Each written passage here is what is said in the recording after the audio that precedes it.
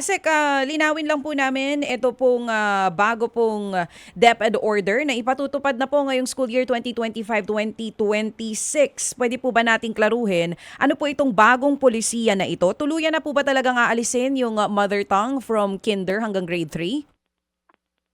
Yan, maraming salamat DJ Chacha. Ang bagong polisiya na ating tinutukoy ay ang DepEd Order number 20, nirelease ngayong taong ito, 2025, at mag-take effect ito simula ngayong school year ng 2025-2026. Ang department order na ito ay nakabatay sa batas na katulad ng nabanggit kanina, no, na isa batas ito noong October 2024, yung RA number 12027.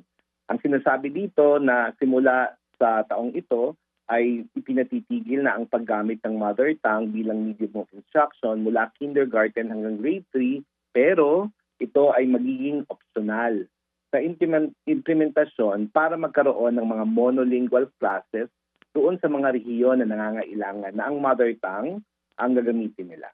Okay. Oo, nabanggit nyo na po yan. Merong mga lugar na nangangailangan pa rin po ng mother tongue na yun ang gagamitin.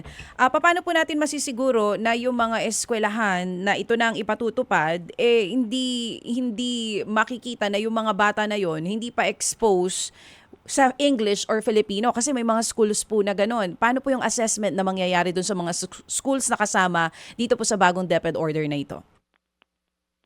Ang maganda sa DepEd order na ito, DJ Chacha, ay binibigyang kapangyarihan ng mga eskwelahan, no, para sila ang mag-determine kung ano yung lengguwahe na kakailanganin para sa kanilang konteksto. No, hindi katulad noong nakaraang polisiya,